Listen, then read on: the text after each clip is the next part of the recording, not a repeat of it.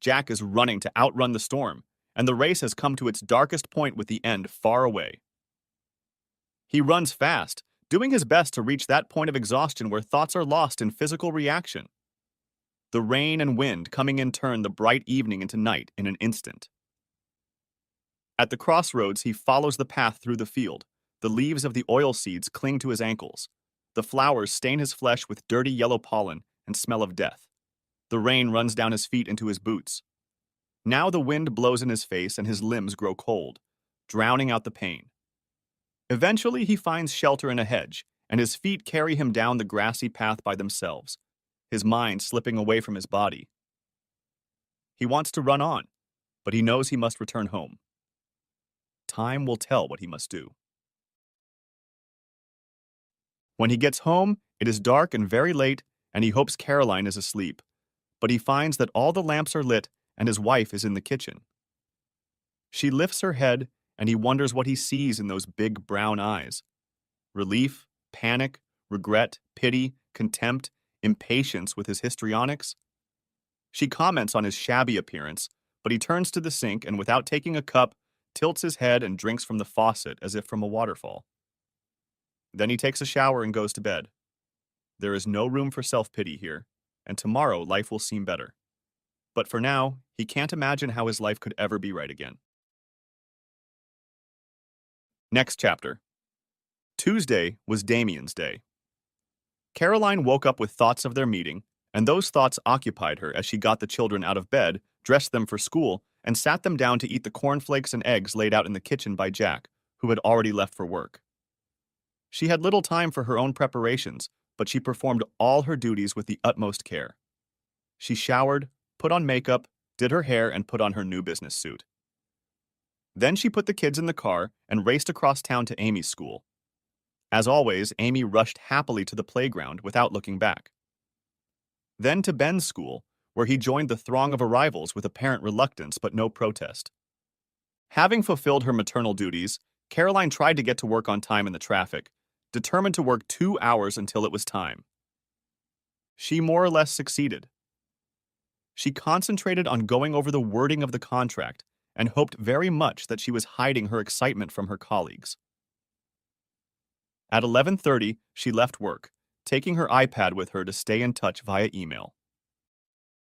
Damien lived in a modern complex in the center of Dixboro, a small town 5 miles outside of the city, and she drove down the clear road, delighting in every familiar sight along the way.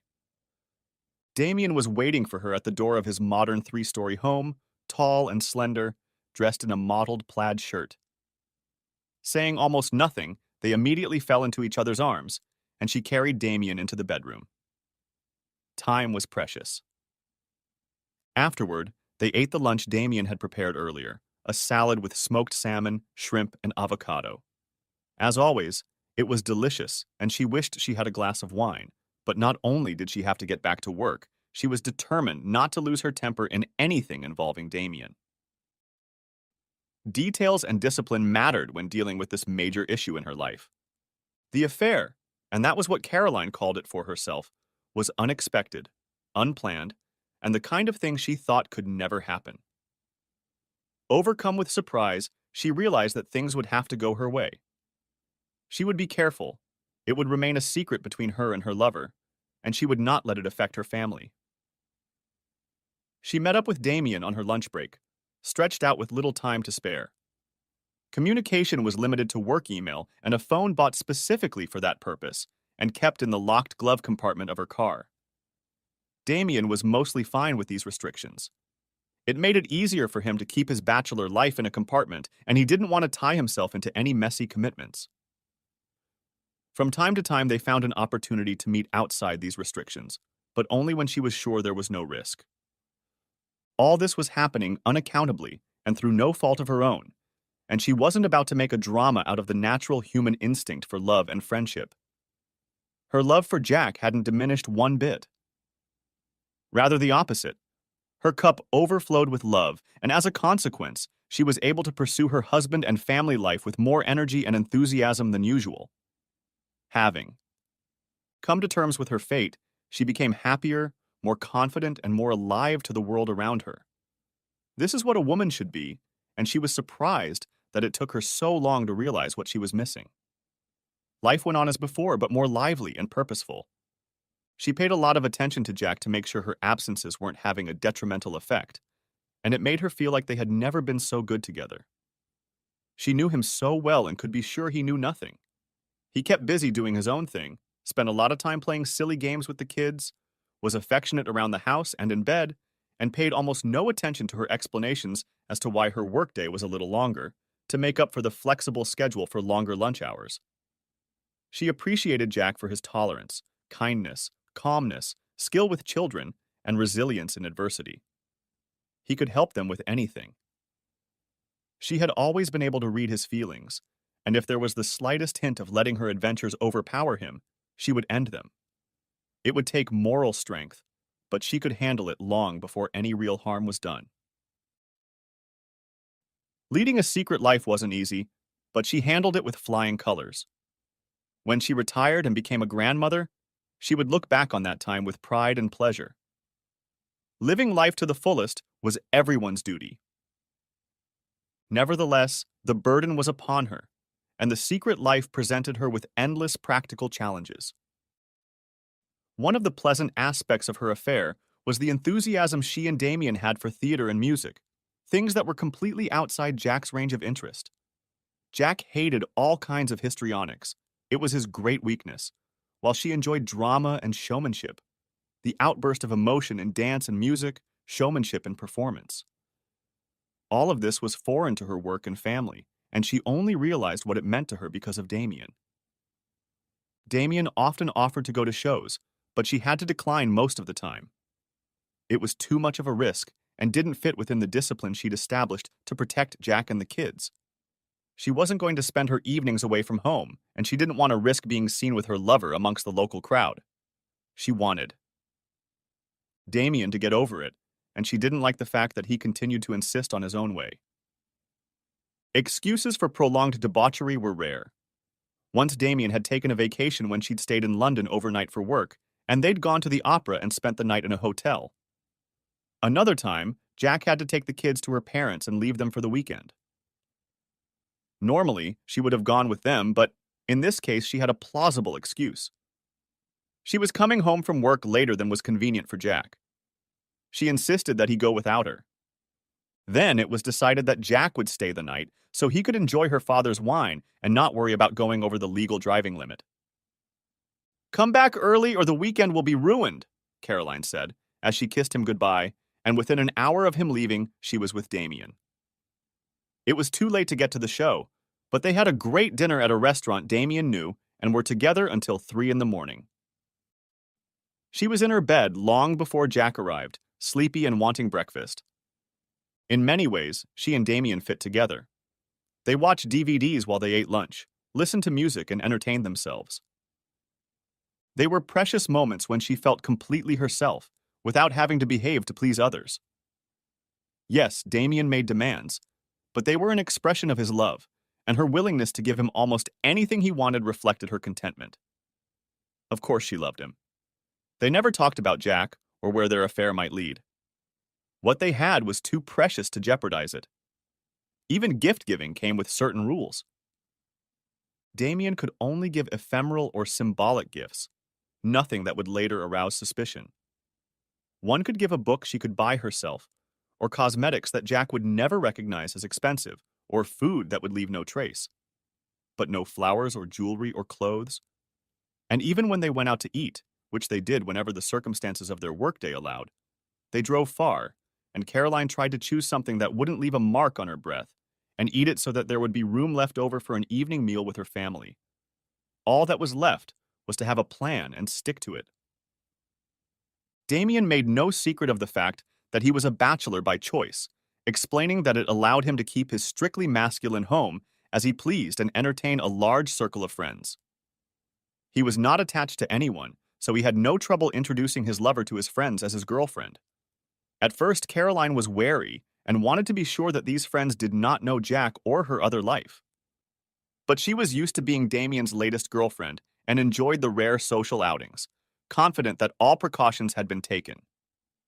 Be that as it may, She and Damien wanted to be alone most of the time, but when the opportunity arose, she enjoyed going to dinner with his friends. She understood his need to show off his love interest, and for her, it was a way to take the pressure off their meetings and act like it was a normal relationship. Another benefit of the affair was Caroline's new confidence and energy at work. She was able to discuss her work with Damien in a way she couldn't with Jack, who had his own busy schedule. He helped her develop a new communication strategy that raised her profile with senior management, and her success in maintaining the interest of such an intelligent man gave her the confidence to put her ideas forward at work. Successfully managing two lives and having Damien's support made her stronger and better. She felt a sense of irony when, at the end of the board meeting, the CEO took her aside and informed her that she would likely be offered the new position of operations manager, actually general manager. For the first time in her affair, her heart snapped and stabbed. She longed for the job, and it pained her that she would be successful as a result of her secret affair. Even though she realized she was being unreasonable, she told her boss that she would turn down the job. It was wrong to agree under the circumstances, and she didn't feel able to manage a family, a new job, and a demanding affair. Next chapter. For the first time, she wondered if she could justify her incomplete life with Damien. She and Jack had been married for 12 years, and it seemed like an eternity. They had a cozy home, an 11-year-old boy and a 9-year-old girl, and a career that was getting more and more interesting. A lover was never part of their plans. She was not at all the flirtatious type. Even the opposite, she was rather stern. The first thing she noticed when she met Damien was his gray hair, like wire, curling over his temples and around his ear.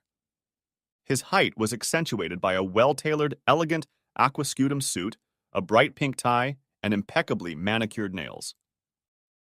He was one of a group of unremarkable management consultants her employers had brought in to help with strategic planning. She worked for a mid-sized market research company specializing in online and telephone surveys, and it felt like they were being squeezed in the market by a few large players with an increasingly dominant position. Either they needed to grow on their own or find a specialized or profitable niche where they could be safe. The consultants worked through some future scenarios to help them decide on a strategy. There had been several fruitless workshops when Caroline was sure they were getting nowhere, and the boring men in smart suits seemed to laugh at their stupidity. But then she was involved in a series of one-on-one meetings in which she was questioned about her specialized knowledge. She immediately sensed that perhaps they were onto something worthwhile, and she had a sense of purpose. Until her first meeting alone with Damien, she hadn't perceived consultants as individuals. He had built a cost model based on volume of activity, and his questions about her work were pointed and demanding. They had one meeting and he asked for another because they weren't done yet. At first, she was impressed by the speed of his thinking and the ease with which he internalized her explanations and formulated them into concepts and structures. It was a good discussion, and she felt that he understood the complexity of her work in a way that no one else did. Only then did she begin to notice how good-looking he was. Fresh as a boy, clean-shaven.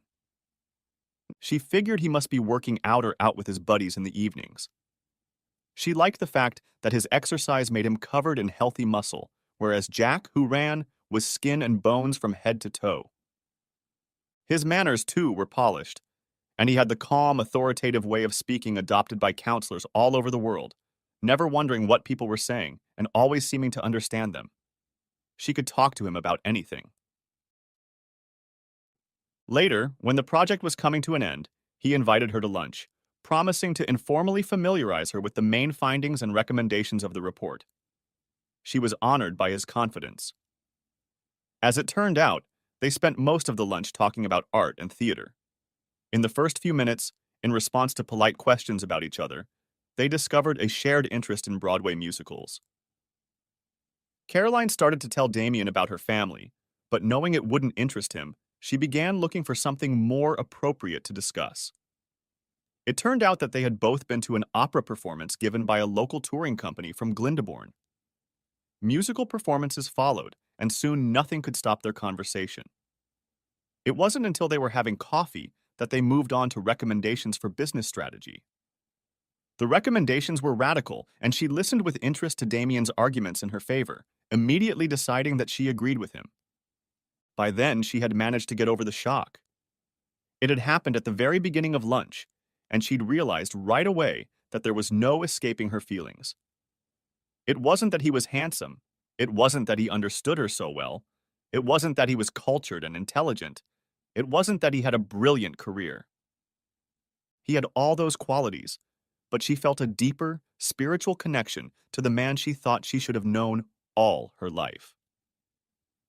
The shock disoriented her. They talked about trivia that didn't matter, and in a moment, she was already in love. The crush gripped her like a strangler's hand, and she could fight it, but she couldn't break free. She didn't trust the feeling at first. She was a married woman with a family. A happily married woman, which she was, does not fall in love. Nothing provokes her. Her love for her husband was a shield through which not the slightest hint of passion could penetrate. Her heart was already an overflowing vessel. She was not a teenager. She owned her feelings and could not love this man. But never before had anything like this happened to her. Her chatter became forced, and she was sure she must be looking at Damien like a blue-eyed girl. He didn't seem to notice anything, eating happily and chatting easily, responding to her every line. By the end of the meal, she realized she had to become his mistress or die unsatisfied.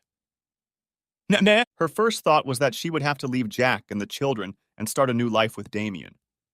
She couldn't imagine sneaking around behind Jack forever, afraid of forgetting some detail of the deception required for a secret affair. She also didn't like living with the guilt she imagined she would feel about deceiving her husband and children. She needed to work up the courage to decide on a clean break.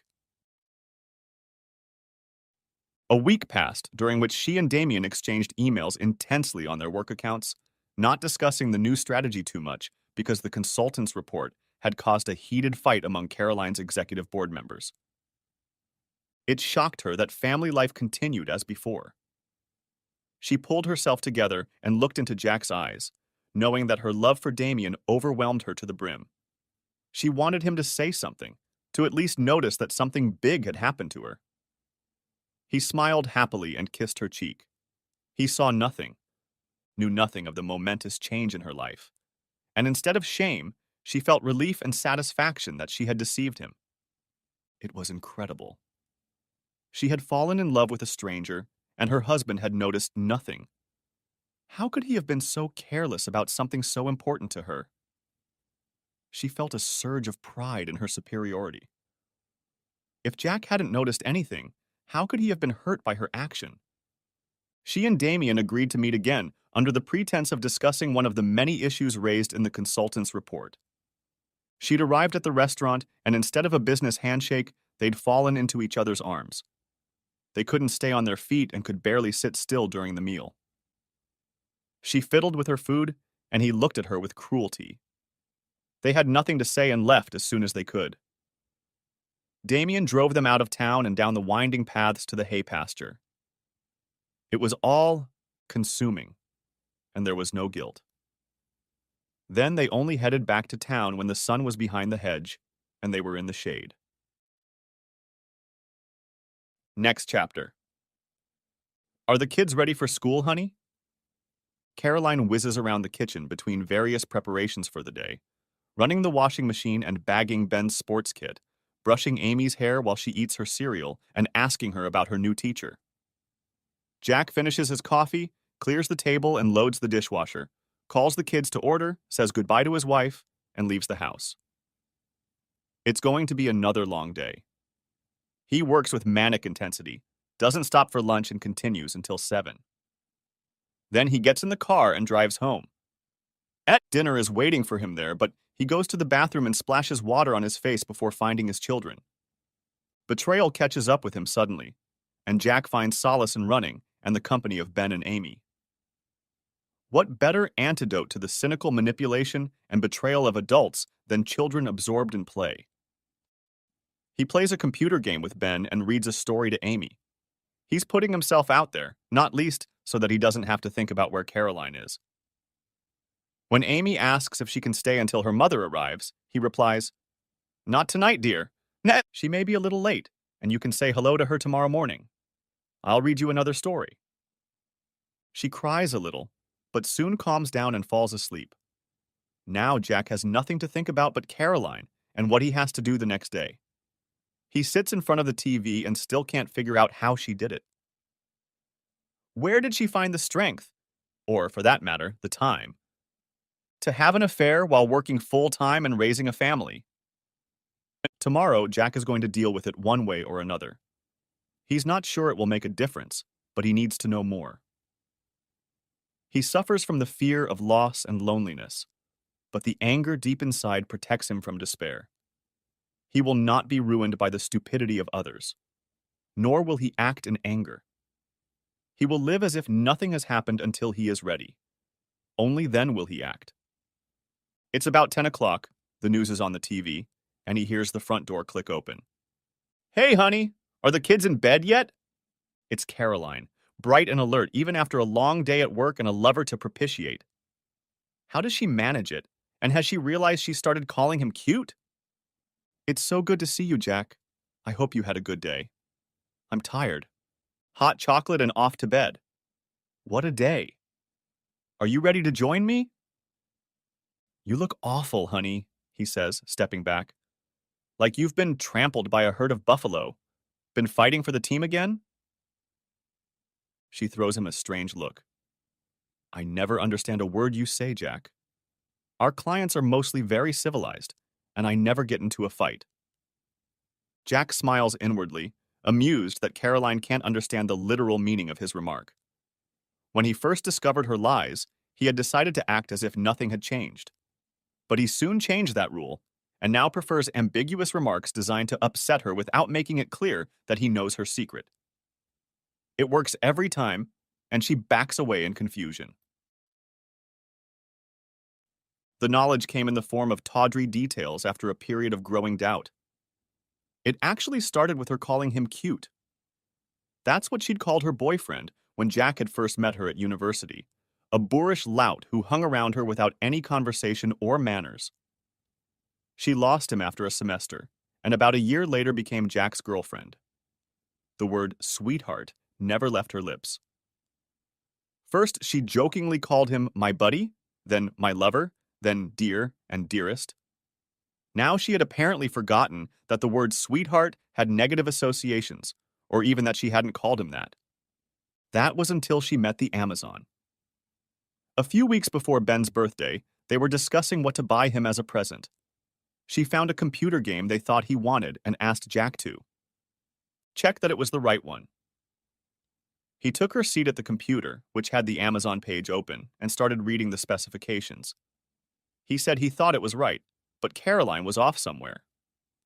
The hour was approaching that guaranteed delivery the next day, so he pressed the button to put the game in his cart and check it out. And then he was surprised. The screen prompted him to choose between two delivery addresses, their own and that of a stranger, Damien Curd. He stared at the screen for a while, wrote down the address, backed out of the purchase, and clicked on her previous orders. There, a month ago, was an order sent to Damien Curd at a stranger's address, a set of choral music on CD. Then he went back to the game page, came up and found Caroline in the kitchen. "This is the same game. I left it on the screen for you to buy," he said curtly, and headed for his office. A quick internet search on his own computer turned up an entry for Damien Curd, a partner in a regional management consulting firm, an economist specializing in marketing strategies. Could Caroline have bought the discs as a gift for a plausible work reason? Of course she could, and if he had no other suspicions, he could leave it at that. When Caroline went upstairs, he took her phone out of her bag and checked the address book. There was no entry for Damien Curd. The recent calls list didn't give much away because he didn't know Damien's number, but it didn't have any frequent unknown callers. If Damien was a work contact, it was likely that they only communicated on a work phone. When he had the chance, he checked her car. He immediately discovered that the glove compartment was locked, and of course he opened it with the door key. The phone was in a small toiletry bag full of toiletries and showed an unanswered message. It was from Dem and Reed. Normal plan. Can't wait. Love millions. It took less than an hour to learn everything he needed to know to destroy his family. That's what he thought until he spent an hour alone in his room, digesting the panic. First, he realized he needed to know a lot more about this love affair. Second, he wasn't going to let Caroline dictate what would happen, and he didn't want to lose his children or traumatize their young lives by tearing the family apart. It might take some time, but he would figure out what he wanted and make it happen. He felt nothing but hatred for Damien, a corrupt and evil presence that had somehow worked its way into the heart of his family. Then he went for a run. He has Damien's name and address, and as a result of hours, whole nights, of thinking, he realized he must find out more about his enemy. He takes a day off work and drives to Damien's house. It's 6 miles and 10 minutes from his house. He parks a little ways down the deserted road, walks to the front door, and rings the bell. There is no answer. He walks to the gate on the side of the house. It is unlocked, and he steps out into the garden. A row of houses beyond the end wall overlooks the back of the building, but he is willing to take a reasonable risk. The back door is locked, the windows are closed, except for the bathroom window on the second floor. A revolving washing line stands in the middle of the garden. He puts on surgical gloves, collapses the washing line, pulls it out of its fixing hole, and leans it at an angle against the back wall of the house. He climbs onto the steel frame and balances precariously on top, one hand resting on a drain pipe. From there, he climbs with his foot onto the grill of the exhaust fan, and from there he climbs to the ledge of the bathroom window. He swings the window wide open, bends over, unlocks the large skylight, swings it open, and climbs in. It takes no more than 5 minutes. He closes the dormer window and wipes the footprint off the tiled windowsill and toilet seat he climbed down on. At first, he doesn't know what to do. He goes downstairs, unlocks the back door so he has an escape route, and replaces the spinning laundry line. Then he looks in all the rooms for evidence of Caroline's presence. It would be too much to expect a photograph or a letter, but he looks through the open letters on the mantelpiece and the photos pinned to a chalkboard in the kitchen. In the center of the wall hangs a large framed photograph of a young man in a ribbed football outfit with a rugby football under one arm and a silver calf in the other. Jack stares at his nemesis, taking in his triumphant look, the youthful vigor and brilliance of a man who has everything he wants. It's creepy, prying into the life of his wife's lover, and he feels disgusted. He crosses to the kitchen and finds a bunch of keys in a drawer. A quick check reveals that one of them is the spare key to the front door. A sudden inspiration hits him. He leaves the house, drives downtown, and makes a duplicate. Half an hour later, he is back in the house, and his enemy's defenses are finally breached. While waiting for the key to be cut, he realized what he had to do. The centerpiece of Damien's office is a high-end computer with a large screen. He turns it on, and Windows loads. There is no password protection. Damien lives alone. He opens his browser and finds webmail in his bookmarks list. He clicks on it, and it opens. The username and password are memorized on the computer. Jack has to sit down. He checks the time, looks out the window, and turns to the screen again. The first thing that catches his eye is his wife's email address in the From column of Damien's mailbox. It's full of emails from Caroline. He clicks on the most recent one. Good morning, love. 1 day left until the culmination of my week. He closes his eyes, not wanting to read, but there's more. Listen, love, I have an idea to give us more happiness. Jack is supposed to go with the kids to my parents' house Friday night. I can have another late meeting and we can be together. He has to drive 200 miles there and back so we could spend the evening together. What do you say? Damien hasn't answered yet, and Jax feels like answering for him. But he knows he shouldn't give Damien any reason to suspect he's been robbed. In any case, he has a better answer. He has a late meeting on Friday, too. The kid's visit to his in-laws will have to be postponed. Jack feels a sudden revulsion at his meddling, and then an urgent need to get out of the house, away from Damien Curd. He turns off the computer, takes a quick look around the rooms to make sure there's no sign of his visit, and walks out the front door.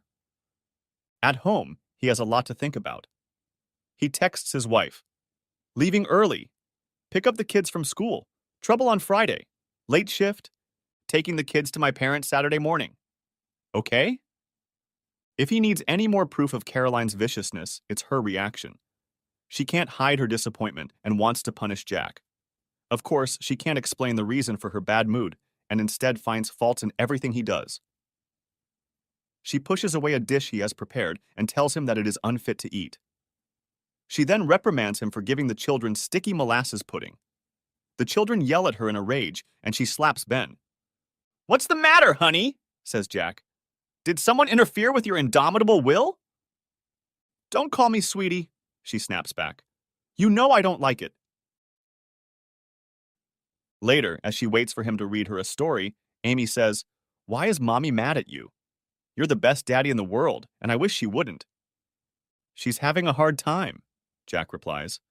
"She doesn't know she's doing it, and she doesn't want to upset you. Now pick your story." Soon they are immersed in a story about heroic and magical cats who team up with mice to save the world from disaster. Next chapter.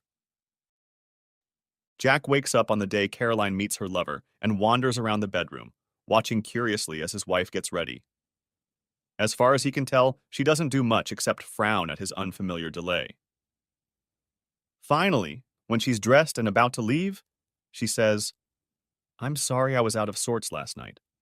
I had a rough day at work. But I feel great today. Let me cook tonight and make something we all love." "You do that," he says, looking her straight in the eye, surprised at his calmness. "And don't wear yourself out, or I'll trade you in for a fancy new model." "You wouldn't do that," she says hastily, lowering her eyes. "It's not the least bit funny." "It's not funny." "Right." She waits to see what else he'll say, but he smiles and walks away, not at all sure of his composure. As he drives to work, the urge to go back to Damien's house overwhelms him. It's irrational because he doesn't need any new evidence of his wife's infidelity, and he knows his wife will be there on her lunch break. Jack is not a voyeur. He can't imagine a worse nightmare than catching Caroline with a lover. But succumbing to the obsession, he swerves off his usual route and feels he's the one in the wrong when he takes the road out of town against traffic. Parking at a market cross, he calls work to say he's not feeling well and asks his secretary to cancel meetings. Fatalism overwhelms him. He doesn't put on gloves or ring the bell to make sure the house is empty. Instead, he unlocks Damien's front door and walks right in. He takes a risk because part of his soul wants a confrontation, a reason to act. In the hallway, he stops and listens. There is a clock ticking somewhere, but otherwise the house is quiet. He soon has the eerie feeling that he knows Damien Curd as a friend, and oddly enough, admires how easily he got what he wanted.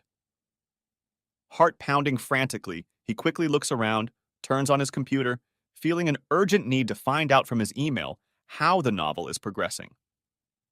He reads the succession of messages between the lovers, trying to decipher the awkward expressions of affection, defiance, and love.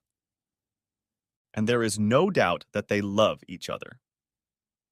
Caroline's affectionate words are sincere. She tries to flatter and tease and is not at all shy about bribing with the promise of food or her body. Damien is a bit formal and stilted in his responses. He tries his best to bring a bit of feeling to his expressions of desire. But then again, there is no doubt that he loves her. When he is denied a meeting, he is pathetic in his disappointment. He reads Caroline's message that the meeting on Friday is canceled. Jack has ruined everything. No meeting on Friday? Am I disappointed? You bet I am. But I'll make it up to you tomorrow, lover boy. Damien's response is long, but the gist of it is that he can't bear to see his hopes nurtured and then dashed. Caroline has to find a way to let them be together anymore. "Don't play with my feelings," he reprimands her. "Because I've never felt this way about someone before. And I'm already enduring torment because I'm forced to share you with your husband. I take the pain to be with you, but please don't make it worse than it needs to be." He intends to read the letters quickly and get to work, but lingers, wanting to know more about his nemesis. He browses through books in the living room, lots of new literary fiction, and DVDs, classic film noir, European New Wave movies, and music. Classical, opera, some jazz, and Broadway musicals. This is the act of a loser, because it makes him feel inferior, and he barks at himself. He sits in the kitchen feeling creepy and stupid, not knowing what to do. On impulse, he turns on the expensive stainless steel coffee maker he sees on the table, takes a mug from the cupboard, and places it under the spout. There's a slot for the milk container, and he opens the refrigerator to see if it's in place. On the shelf above the milk are cardboard boxes of bean salad, couscous, mozzarella, peppers, and tomatoes. On another shelf are smoked salmon, parma ham, and goat cheese, a ready-made lunch for two lovers. A container of milk sits in the door next to a bottle of Chablis. He takes it out, sets it on the coffee maker, and sits motionless while it, hissing and grinding, makes him a cappuccino. It's delicious. In a daze, Jack sits at the kitchen table and drinks his coffee. The situation is unfathomable. How can she love this man and continue to live at home like nothing happened? But he knows that's the wrong question. The only question that matters is what this means for their marriage, and there's no easy answer here. It's not even about whether he loves Caroline. They've lived together so long that this feels more like a betrayal of a brother. He can even see how this stab in the back was delivered. Caroline is bold and impetuous, wanting to not miss out on any fun events. This is one of the traits that first attracted him to her. She is also consumed with her own worries and afraid of conflict. She'd rather do something like break his new hi-fi and try to cover up the consequences than admit her act and worry about it. Betrayal followed by denial should be an easy choice for her. It's inherent in her character, and the pressures of family life have exposed her weakness. It doesn't make Jack feel any better, but the situation is too serious for him to react in anger. He would like to confront her, force her to admit her criminal, abusive, destructive behavior, but he has to think of his children and take the brunt of the disaster on his own shoulders. That's what men do. Marriages fall apart all the time, and getting out from under the rubble is not through accusations. Either way, no matter what he decides to do, Caroline will suffer. They all will. It's just that his suffering has already begun. Jack hears Caroline's distinctive voice so clearly in her emails, in which she makes remarks directed at him. He can't take it anymore and gets up and wanders around the house, imagining Caroline living there with Dem as his wife and lover. She haunts him, and he can see her so clearly, curled up in the corner of the couch, checking her hair in the hallway mirror, heating up a hot chocolate drink in the microwave last thing at night, head on the pillow, eyes closed, turned on her side toward her lover in the center of the big bed. In the cupboard in the kitchen stand Beauty and Beast. Mugs, just as his and her mugs, stand at home. And in the living room lies a loose disc from the latest House DVD series, just like at home. And in the bathroom stands her toothbrush, the same brand and color as at home. It's as if the house is a vile, theatrical, mocking palimpsest rewriting the original. Their own home of warmth, love, and humanity has been replaced by this fake, kitschy, worthless copy. He's fed up and feeling a little crazy. He goes back to the kitchen and on impulse pulls the lover's lunch out of the fridge, puts the packages in his bag, and carries it to the car. He doesn't know why he did it, or what Damien will think when he discovers that lunch is gone and the coffee cup is on the table. On the way into town, he stops on the side of the road and samples the food, which he sees was purchased at a well-known expensive local deli. He is not hungry and the food is disgusting. Suddenly angry with himself, he collects it all, including the wine, and stuffs it into one of the trash cans among the overflowing fast food wrappers. Now he can't think of anything to do for the rest of the day. He doesn't want to go to work because he said he was sick, and he doesn't want to go home because he doesn't want to be alone. Not for the first time, he wonders if he has the strength to continue this farce. All his energy goes into keeping things together, and it's too much. It would be a relief to decide he can't cope and run away. Let his wife come home to an empty house. But he can't do that with the kids, and he knows there's no alternative to continuing. He'd better get used to being alone, so he goes home and falls asleep, waking up only some time before it's time to pick up the kids from school. It is their custom that the first one home cooks for everyone, unless they have agreed otherwise in advance. Caroline is often late on the days she doesn't pick up the kids, but today he expects her at 6. Now he wonders how many of those late nights involve meetings with Damien. The thought of her being with Damien now cuts unpleasantly into his gut. He ponders the idea while chopping vegetables, looking for the point at which his marriage failed. He must have disappointed Caroline and been too consumed to notice the signs of it. After all, he had months to realize his wife was having an affair, and he couldn't. Wasn't that proof enough that there was a chasm between them? He'd thought they were a good match. Her spontaneous common sense and his intellect. But now he wondered if she'd always despised his introversion and lack of fun. Maybe she'd just gotten bored and was looking for something else? 5 minutes later, he discarded that version of infidelity. Caroline was a force of nature, and it was just as likely that he was a victim of bad luck. She met a man by chance and fell in love. There was no intent on her part. She became close to Damien, and the affection grew into love and desire. Finding herself in a false situation, she adapted to a life of deceit and betrayal, unable to find a way out. He throws a potato into the sink and screams as loud as he can. She's ruined everything. She thinks she's sorted out the mess and thinks they can live as they are, husband and lover, with her floundering between them. There should be no pain, at least for her. Let's see who's smarter. She must be thinking. Caroline has never lacked self-confidence. She has a plan, and he plays along with it admirably. She must be very happy. The kids come running to find out why he screamed, and he makes up a story about his funny bone bursting. A few minutes later, Caroline comes in and helps him finish his meal. She is relaxed with him and asks him about how his day went. Jack wonders if she is particularly hungry and wants to eat. "I don't see how you can eat a big lunch and come home to dinner like this," he tells her as they sit down to a table of lamb chops, mashed potatoes, fresh green beans, and gravy. "I only had a sandwich at my table," she replies. No matter how hard he tries, he fails to catch a hint of embarrassment on her face at his lie or concern at being reminded of her lunch. He's still not hungry and gives his chop to Ben, whose appetite is limitless. He doesn't need to talk to Caroline. The kids are content to eat and immersed in their own world of teachers, lessons, and friends who said this, did that. He drops the occasional remark, but mostly observes his wife.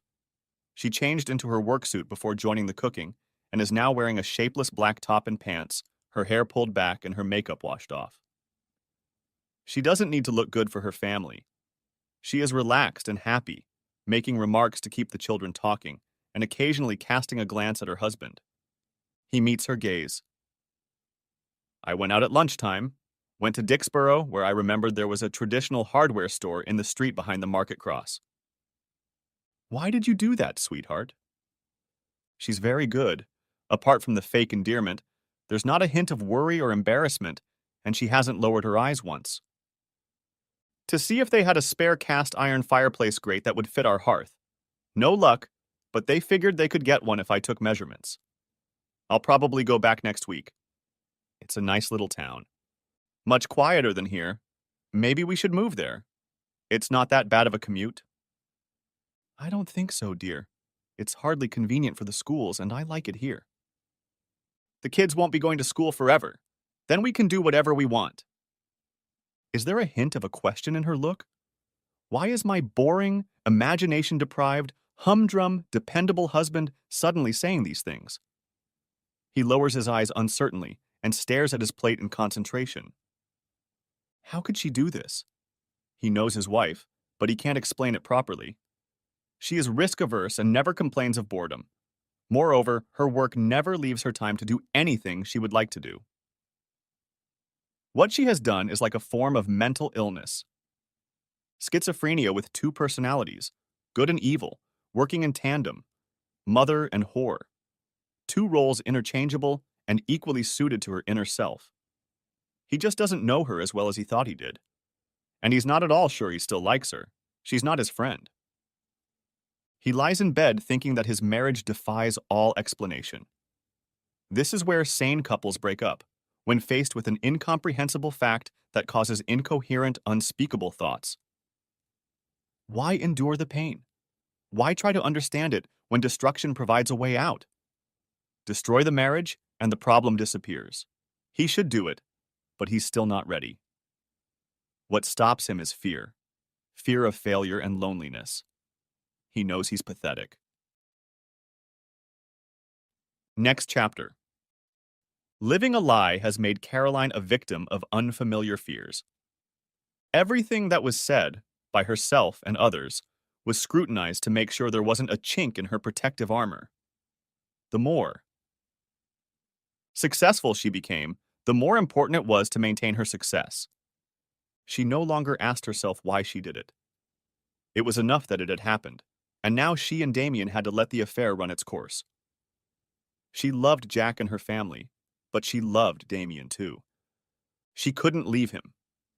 There was no point in feeling guilty, and anyway, she was paying for her happiness every day by leading a double life. It no longer surprised her that it was happening. Jack was working too hard. He headed a large analytical group at the bank, doing complex numerical analysis of investment and credit risks. She didn't pretend to understand his work, but she always admired his successes. Along with his salary, he sometimes received terrific bonuses, but there was the pressure of handling complex projects and the hardships and frustrations of working in a difficult and not very favorable business climate. Jack mostly didn't show that he was stressed, but at times he was depressed and difficult to live with. Withdrawn and uncommunicative, snapping at his children and seemingly absorbed in watching sports on TV and reading history, a hobby left over from his university days. If only he would do something spontaneous, show a little joy and spark, she thought, she would never be open to Damien's attentions. She didn't blame Jack. She only wished she had a better understanding of what he needed and didn't feel that he sometimes thought she was desirable. He was smart and deep, and it was easy to feel like an inferior wife, unable to support him. Her primary goal was to make Jack happy, and she was very careful to let Damien distract her from her family.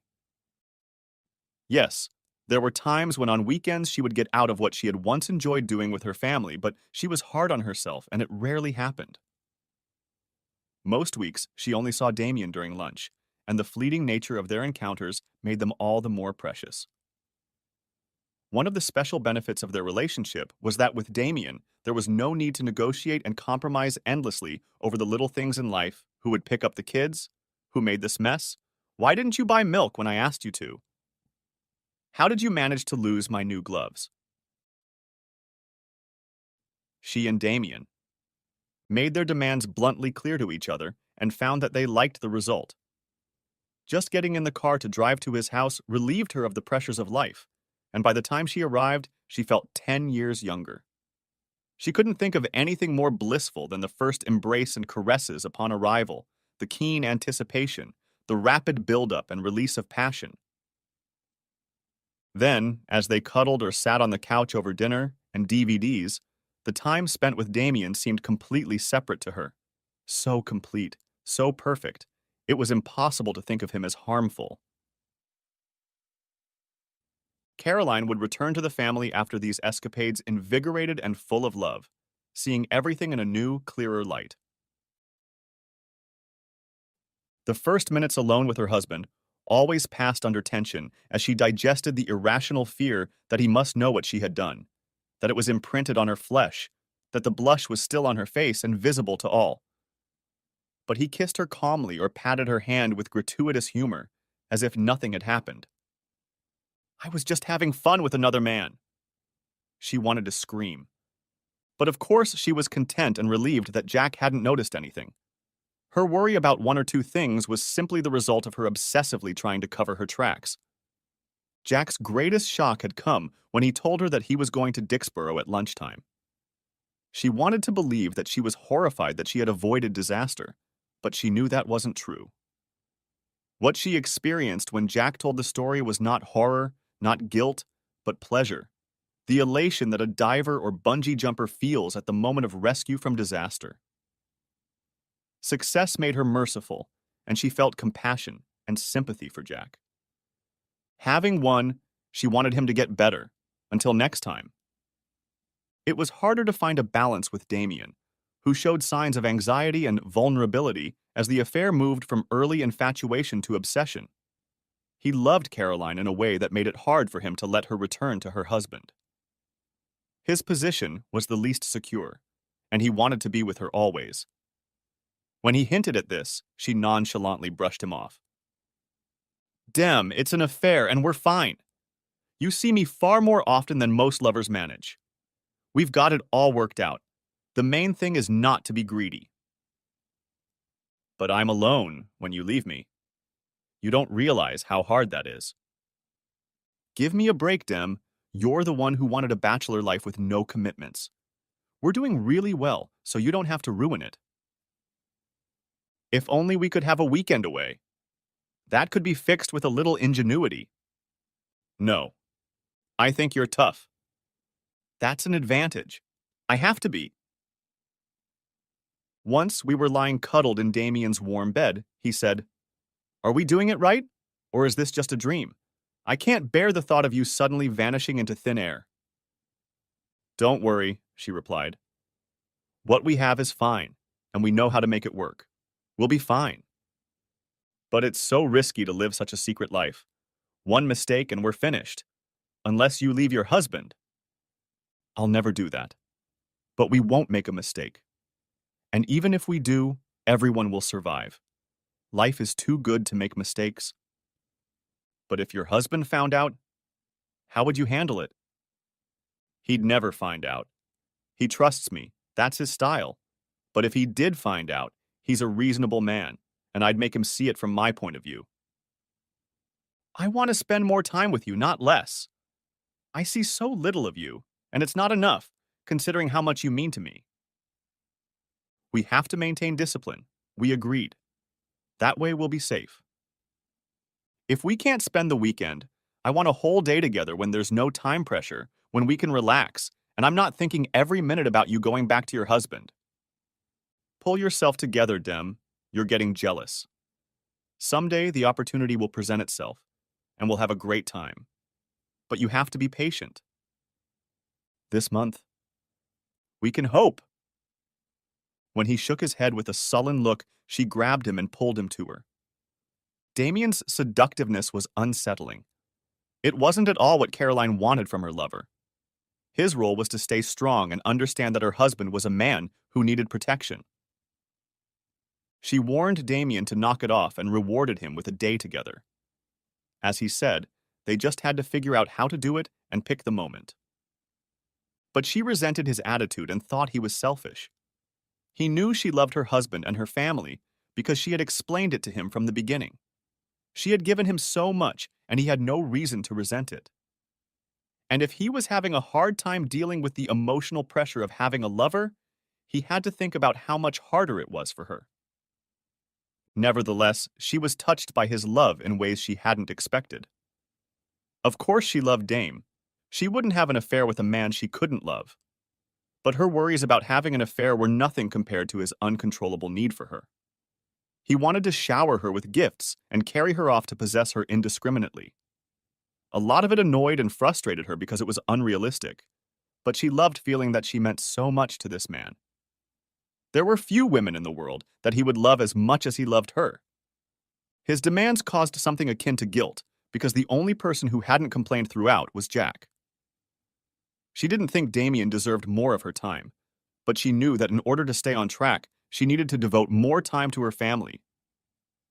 It was only in the last week that she had realized how stressful life at home had become. There was nothing specific to cause her concern, but she felt that Jack was hard to pin down in friendly conversation. Instead, he began to say unpleasant things that reminded her of her secret life. Only the day before at breakfast, he had said, "Why do we have to drink crappy coffee in this house? We can afford better coffee than this stale, cloudy, lukewarm filter crap. I'm sure most people drink much better." Do you know anyone who has one of those automatic bean-to-cup machines that makes the style of coffee you want? He looked directly at her, forcing her to meet his gaze. Have you ever had coffee from such a machine? What was it? I don't know what kind of machine you mean, Jack, she replied with forced calm. But if it bothers you, we could look at the machines over the weekend. As you say, if you want to, I'm sure we could afford it. I'd like to try it first, he replied. I'll find someone who has it and invite them over for coffee. You do that. She missed the bullet and felt mildly excited again at her successful cheekiness, but the conversation alarmed her. What had brought this on, and why was he angry with her about the coffee situation?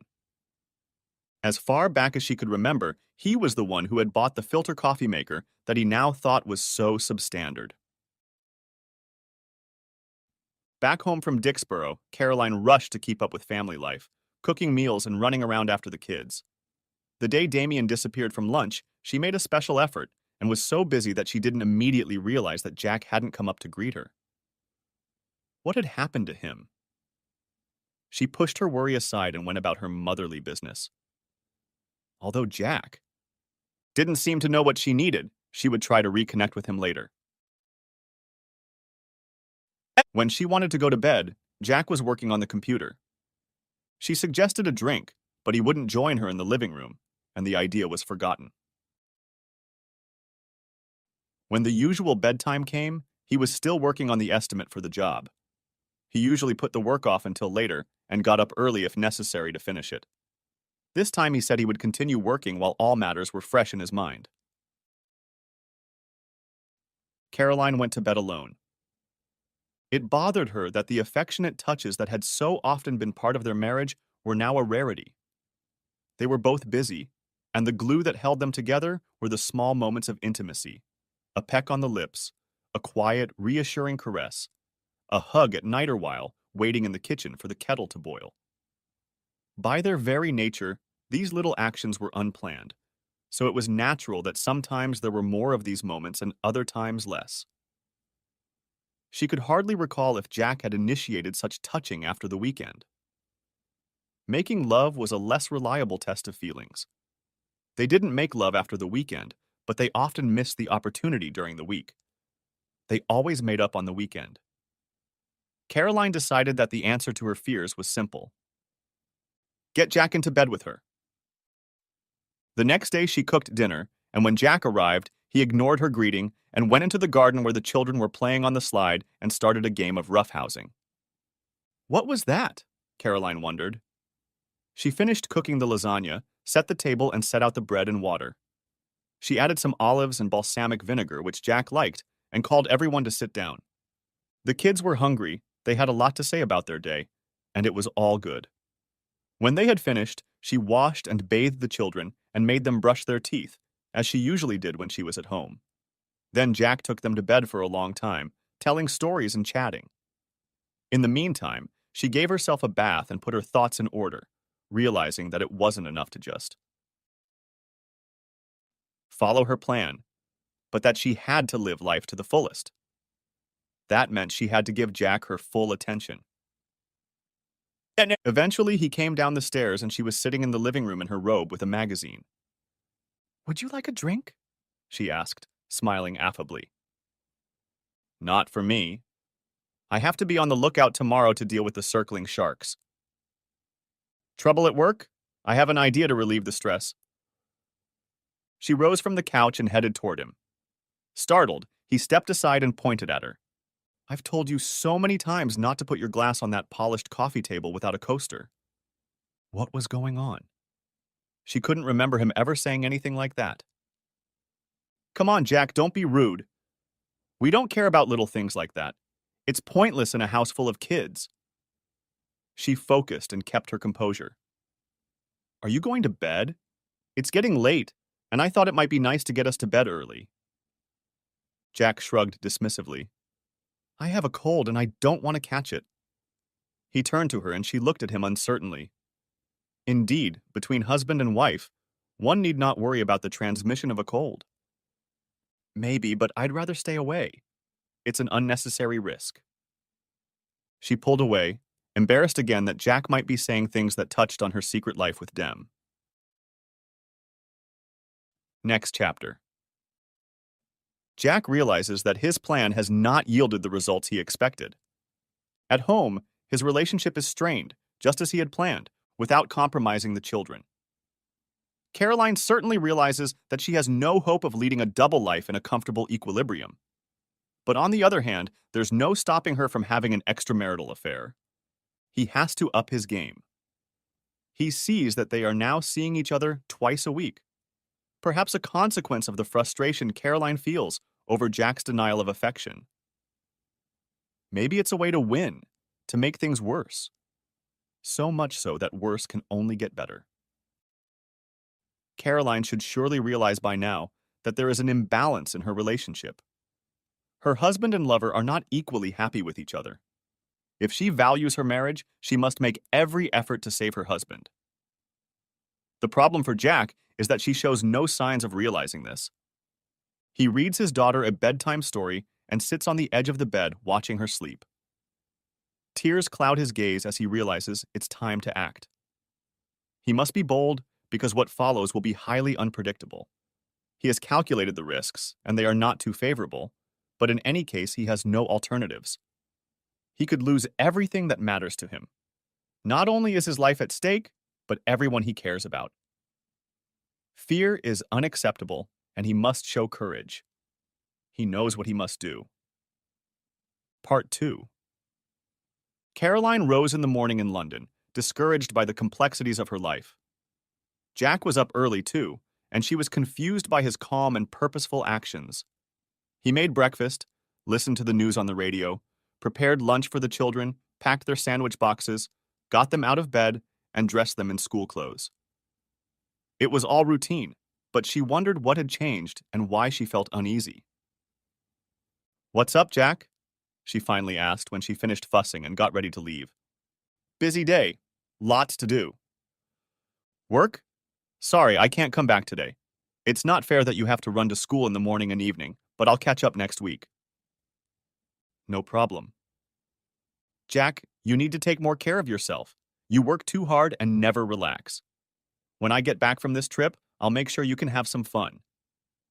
"That's nice of you, but really I'm fine. I have a lot of fun with the kids." They looked at each other for a moment before Caroline picked up her bag and briefcase and kissed him on the lips, touching the corner of his mouth. "Take care," she said, with a note of concern. "Be careful," he replied. "And don't call tonight. I can take the kids out to eat and I won't answer the phone while we're out." "Don't stay out late." "You too." He turned away. She knew something was wrong, but she had to go, despite the anxiety settling in the back of her mind. There was no time to worry about it now, or she would miss her train. She drove to the train station, trying to make sense of what had happened. What did he mean? Don't call. Of course she would call, and he could have at least texted to assure her that the kids were okay. It sounded like he didn't want to talk to her.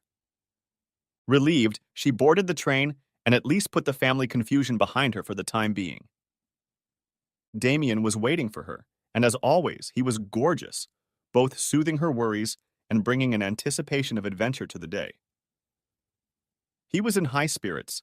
His beloved was completely at his mercy for a while, and he was bubbling over with ideas of what she should do.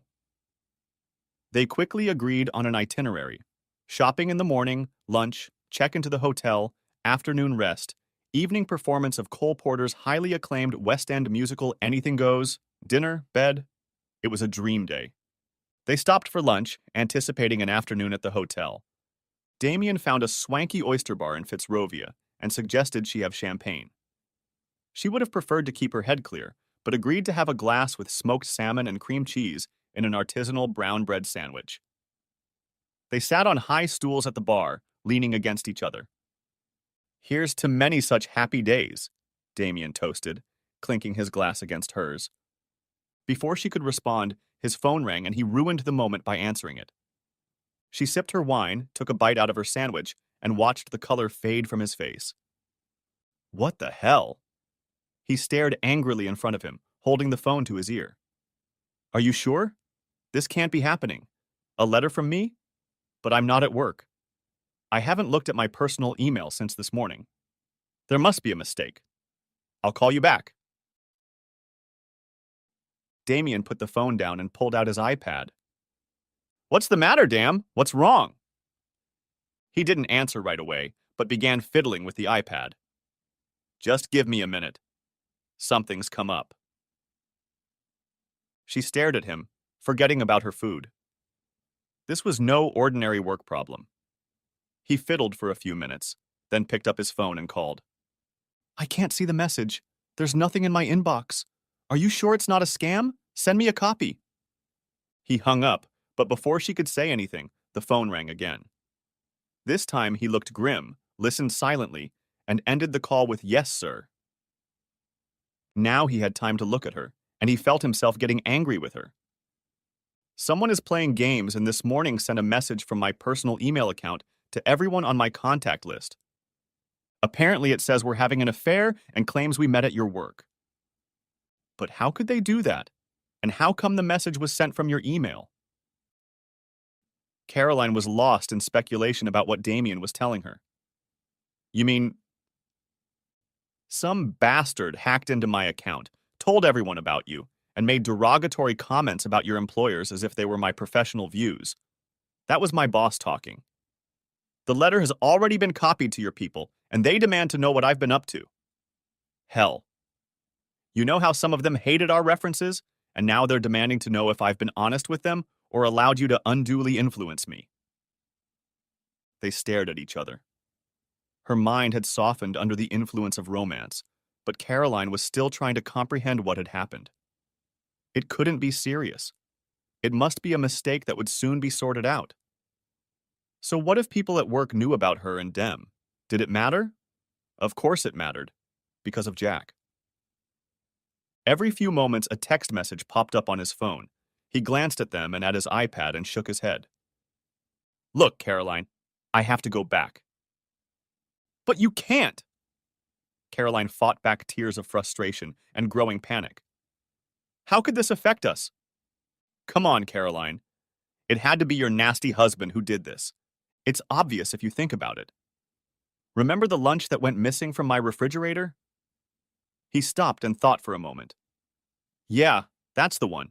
That bastard has been in my house. This is some kind of sick revenge. He must have sent a message. Where is he now? At work. Caroline paused and focused on her thoughts. But what do you mean, Dem? Jack doesn't know about us. I'm sure of it. Just this morning. Her voice broke as she remembered Jack's implacable calm as she prepared to leave. Why had she insisted he knew nothing? The horror of the situation suddenly gripped her throat and she choked on a crumb of bread. Damien turned his iPad to face her. The entire screen showed her graduation portrait with a startling depth of color. What is he doing with that? She burst into tears. Next chapter. The door in front of Caroline has closed, and it's time for action. Jack realizes that he has let fear and depression paralyze him for too long. Nevertheless, he mentally lists all of his actions, reminding himself of the business cliché that every problem is an opportunity. The kids. He has to protect them, but this lie about family won't do them any good. Caroline. His marriage to an unfaithful and lying wife has no future. He is not responsible for her, and the good times they shared cannot be held hostage to the future. Money, home, and practical matters. There are happy families who live on next to nothing. One way or another, they'll get by. Work. To hell with work. He knows what to do and he has the energy to do it. Yes, he's waited too long, but now it's time to tear down the house and share the pain. He puts the kids in the car and gives them letters for the teachers. It's to tell them I'll pick you up at lunch, he explains. I have to meet someone this afternoon, and I can't be sure I'll be back in time for the end of class. We'll go together and have a vacation. You mean I don't have to go to a double French class this afternoon? Ben asks. That's right, just the one time. I'll quiz you on the vocabulary list in the car. I'm not singing with Miss Pritchett. She has scabs on her arms and she's sniffling, Amy says cheerfully. We'll have dinner on the way home, Jack adds. Cool, says Ben. I'd like fish and chips, lots of vinegar and ketchup. You have to be good first, and then I'll see what we can do.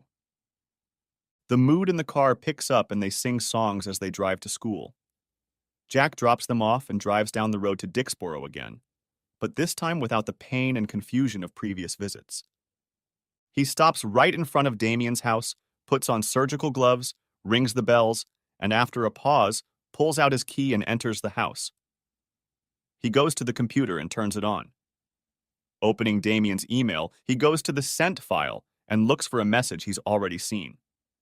It's an email Damien sent over Christmas to about 100 recipients, with pictures of his activities over the past year. Successes at work, a new house, vacations, surfing in Australia, skydiving in Arizona, skiing in the Tyrol. Then there are the rugby matches and leagues he has won, the goals he has scored, and the Man of the Match awards he has received, as well as charity work and local politics. In his own estimation, he is a very worthy man. Jack gives the message a cursory reread to remind himself of his chatty, smug style, then cuts and pastes the list of recipients into a new message. It is clear from the names that they include family members, work friends, and acquaintances from various hobbies. He opens another email, which contains a copy of a work email that includes a number of business contacts, including one from Caroline's work. He copies the email addresses into his new message again. Putting everything out of his mind, he begins to write. Greetings, family, friends, and coworkers. I have some hot news for you. Open the attachment and raise a glass to my gorgeous new girlfriend, Caroline. Isn't she stunning?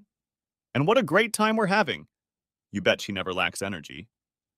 I found this sleeping beauty during one of my consulting missions on the outskirts of civilization. Gosh, her employers were unattractive, stupid, and corrupt losers. I dealt with them like blue bottles, and dear Caroline was my prize. The only downside is that she is married and has 2 small children. But I'm working on it, and will let you know when I rid her of her loser husband. Then we'll come visit, and you can meet her in the flesh. And what flesh? Jack pulls out a memory card and loads a file as an attachment to the letter. It's a portrait photo of Caroline taken at her MBA graduation, and she's smiling for the camera, radiant and innocent on the day of her triumph. A photo Jack has always admired. He presses send, deletes the saved copy of the message, removes the memory card, and turns off the machine. 20 minutes after he entered the house, he is back in the car at the Dixboro exit, determined never to visit this place again. On the way out, he tosses the copied door key out the window. He feels better than he has in days. He gets home, showers, changes clothes for the afternoon meeting, picks up a change of clothes, game consoles, and books for Ben and Amy, eats lunch, and goes to pick up the kids. 8 hours later, the 3 of them sit in a Brighton cafe with fish and chips and have dinner. Jack is tired, is in a mild euphoria, and is in no hurry to answer his children's persistent questions. The kids have been energized all day. They've enjoyed their unexpected vacation from school and are invigorated by the food and sea air. He is already starting to lose energy, knowing that he still has to drive home. Going to the bathroom, he turns on his phone and there's a message from Caroline. She's home, demanding to know where he is and to call him immediately. The time bomb of an email explodes. He turns off the phone and goes back to the kids. He's not ready to leave and suggests they eat ice cream while he drinks coffee. Why not stay the night? There are hotels along the sea, and tomorrow will be plenty of time to deal with Caroline. He tells the children about it, and of course they like the idea of staying the night. In the morning, he'll drop them off at school on the way home, and they'll be a little late. I want to go to the beach before we drive home tomorrow, Ben says. I don't have a toothbrush, Panda, and teddy bears, says Amy. Don't worry, says Jack. Your teddies are going on vacation too, and I can buy toothbrushes. We'll get up early and walk on the beach before breakfast. He walks into the first hotel he can find and gets a room that can accommodate everyone. It takes him a while to soothe his tired children, but eventually he bathes them, puts them to bed, and puts them to sleep. He himself does not last long. Lying in bed, he sends his wife a message. The kids and I had a great day at the seaside. We'll be back tomorrow. Turning off the light, he reflects on the day gone by. He visited Professor Pickering, the supervisor of his master's thesis, and the year of research he devoted to his doctoral dissertation before family life stopped him. Jack had called him the week before to ask if he could take up his doctorate again, and the professor had offered to come over to discuss it. The kids sat silently with their books in the corner of the professor's cluttered office and were told to behave. The interview went well because Jack kept reading, and the work gave him new insights into his subject, economic history, and especially industrial and maritime economics. They argued vigorously about the current debt crisis and 19th century government subsidies to shipping, which Jack had written about as a student. It was nice to talk about things that interested him and forget about the unfolding tragedy. He allowed himself to relax until he was interrupted by Amy. "Daddy, I don't understand a word you and that man are saying." Jack and the professor laughed, and the conversation immediately turned to joking and discussing the practicalities of being a student again. Jack had decided to work on his doctoral dissertation part. Time, perhaps to convince his employer to reduce his hours. And the professor had found him some maintenance stipends and allowances that might be helpful. Now, lying in bed, Jack ponders whether he should quit his job altogether and study full-time. Let Caroline deal with the financial implications and get on with providing for the family. It's an appealing thought, and he falls asleep in a more positive mood than circumstances would allow. The children wake him by jumping on the bed as the first light of day illuminates the room. He dresses them for school so they are ready to go home. Then they walk across the wet sand at high tide to the pier and back to the hotel for a hearty breakfast. Then he drives home and stops by the school with each child to explain why they were late. "Your wife called," Amy's teacher says disapprovingly. "She didn't think Amy was coming in today." "Got her wires mixed up," Jack says. "She's on a business trip and completely out of the loop." "We were on vacation at the coast," Amy adds offhandedly. "With our dad." Jack suspects that awkward conversations like this will become the norm and smiles at the teacher, trying to radiate good intentions. He imagines Caroline will be at work, but he still doesn't feel like going home. Instead, he drives to work, writes a letter of resignation, and emails it to his boss. He has just received his annual bonus, and his performance review emphasized how instrumental he was in the success of a project to evaluate financial obligations in the acquisition of a small competitor. In its own way, this letter is likely to be as big a bombshell as yesterday's effort. He will talk to a few colleagues, tell them what he did, and be reasonably satisfied with their horrified reaction. Finding no reason for further delay, he drives home. Caroline's car is parked in the driveway, and he doesn't know whether to be pleased or not. Now is as good a time as any for them to talk. He walks into the house and she is furiously wiping down the kitchen. Surfaces. She turns around and they stare at each other in silence. If anything, she's more flustered than he is. "Ben only missed his first class," he says calmly. "I explained it to their teachers so they wouldn't get in trouble for being a little late. I drove them to Brighton." She looks puzzled and nods, still unable to speak. Finally, she says, "Coffee?" He nods too, goes into his office and turns on his computer. He sees several new emails, and they're all on the subject of, "Is it true that you and Caroline are splitting up?" The vibe from his bombshell continues. Caroline comes to his door. "You'd better have coffee in the living room." He follows her in and sits down in a chair. She takes the corner of the couch and begins, trying to maintain eye contact. Her voice doesn't waver, but he notices that when she pauses, her gaze drops, and it takes her a moment to gather her thoughts. "I take it you know."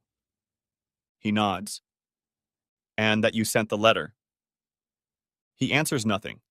He has no reason to acknowledge anything. "It's wrong, and I don't like to feel bad. I see that I can't fool you, Jack, the man I love. You mean the world to me, and I will love you until the day I die. I thought it was best not to tell you, but it was hard to deal with the fear that you might find out.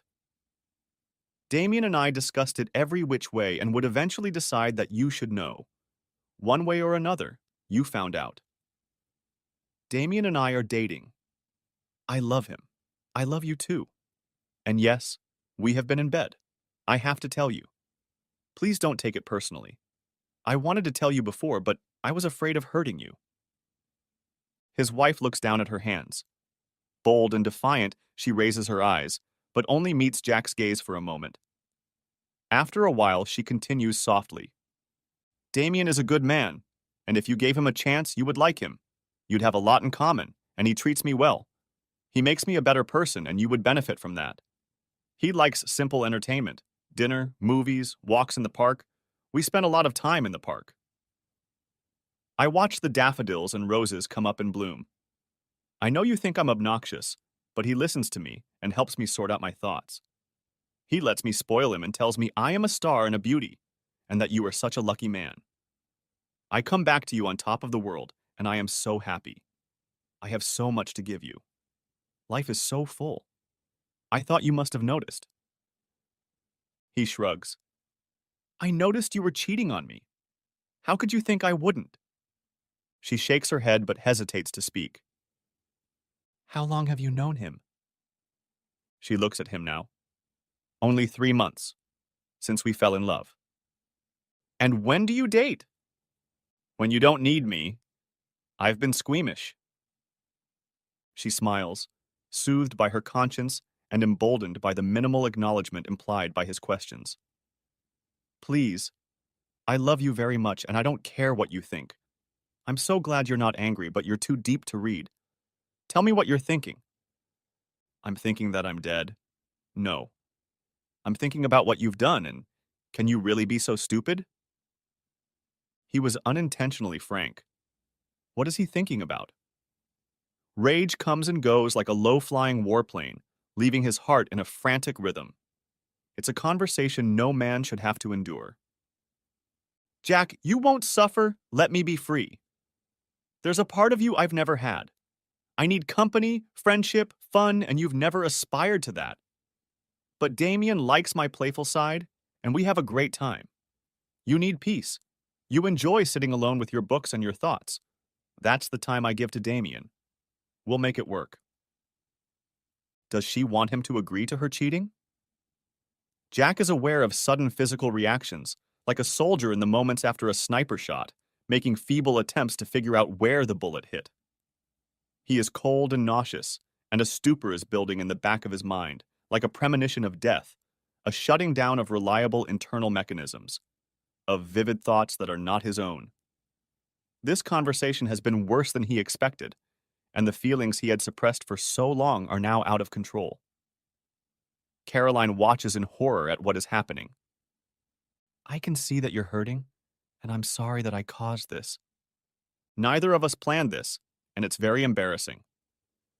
I'm asking you to think about my situation as well. It's hard for all of us, and I need your help to deal with it. We need to help each other.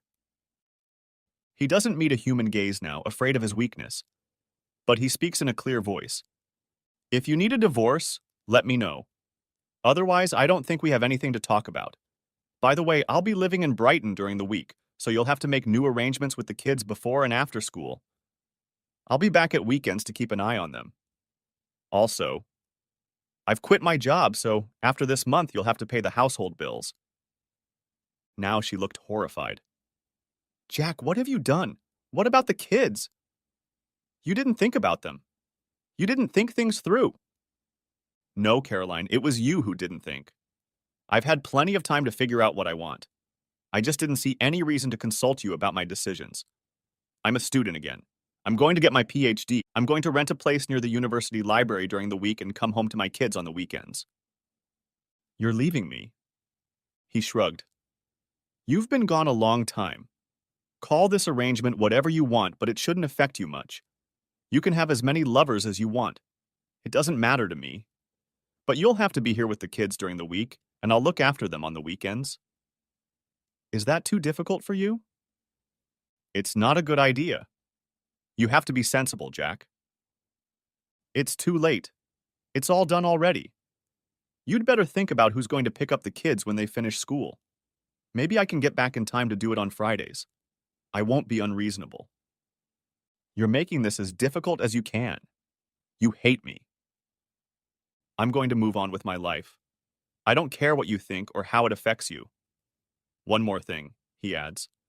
If I ever come home and find your lover here, I'm going to crack his skull open and live happily with the consequences. Keep him away from my house and my children. If you want boy toys, take them to some sleazy hotel. Yes, he wants to make her miserable, but he wants to do the right thing for his children. And the only thing unreasonable is that he acted without consulting Caroline. There's also the matter of the mortgage. He won't be paying anymore. His income has reduced. Caroline should be able to cope with the payments, but he knows money will be tight. She certainly won't want to pay for after-school childcare. The obvious solution, he thinks grimly, is to use his flexible schedule to get free from work and pick them up himself. He falls asleep reading his daughter a story and wakes up at 4 in the morning lying on the bedspread next to her. He goes downstairs and collapses on the living room couch.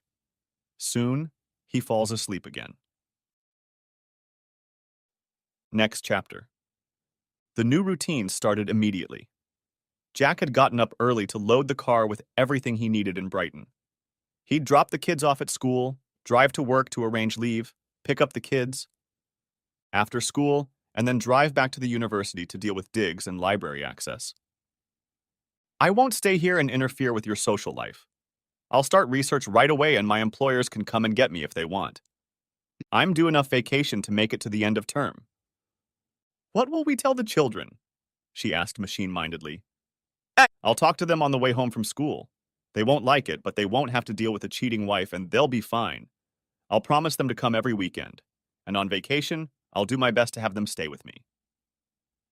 But what about me? What about you? The more I can keep the kids busy, the happier they'll be, and you'll have more time for your sweetheart. You're a difficult man, Jack. You know what I mean? I don't want to be alone. I want my family here. Everyone. Yeah. You'll want to be with your lover when you don't have children. Actually, you can call him your partner. We can still be married, but I'm not your partner anymore. That's not what I have with Damien. It's just an affair, I've already explained. Don't try to imagine it's anything more than it is. I don't care how you describe it. You love him and depend on him. I feel like he's your partner. No. You're distorting everything. You are my partner. You are the father of my children and my husband. There shouldn't be anything that could keep us apart. Jack paused for a moment before he spoke, visibly calming himself. Really, Caroline, you deserve this mess, if only to get in touch with the real world. A chat is fine, of course, but I'm busy. No, don't go. Don't reject me. For the first time in ages, she lost her composure and rose to her feet, her voice shrill, her hands reaching out to grab his, tears in her eyes. We have to talk things out.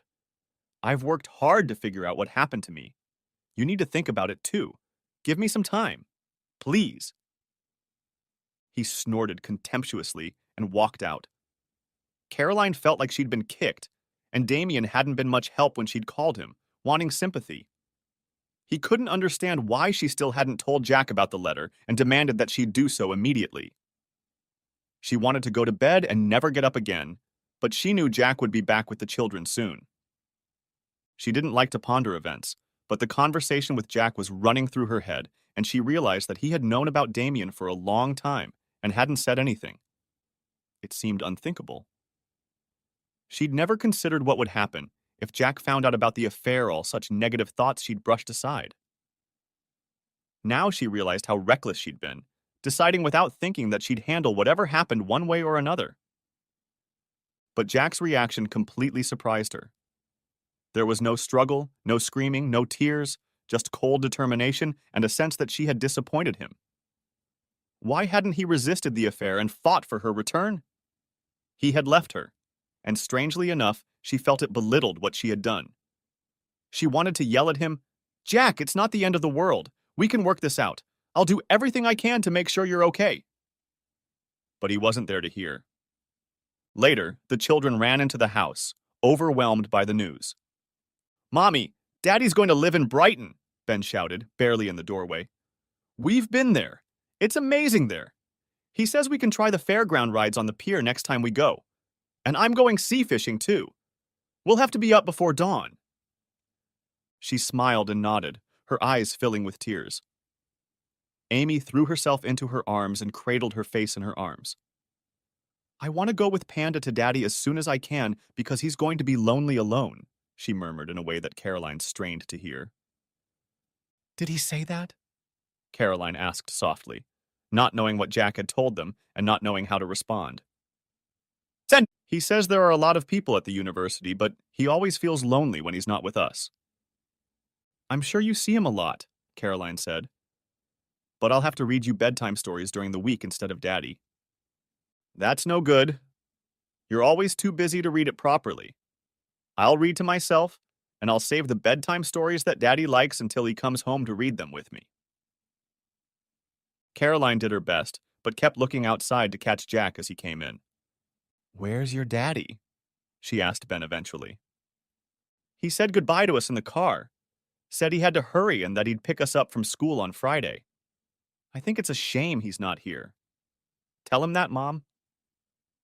Caroline began to realize how complicated her life was going to be, and there were so many problems that she couldn't figure out what to do.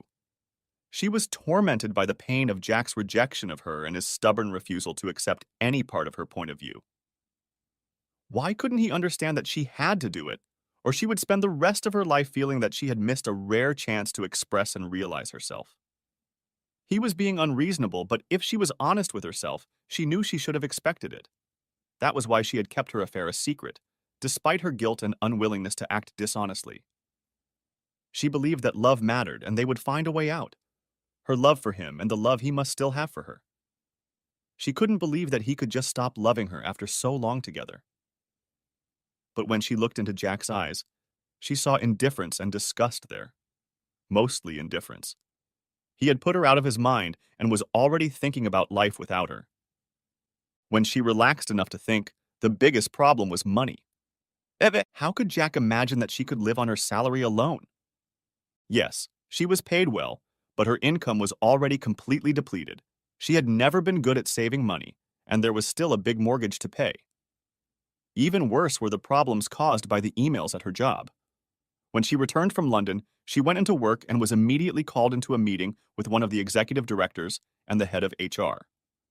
They questioned her for an hour about her relationship with Damien and the extent to which the affair had triggered the consultant's report that some of the directors had found so unacceptable.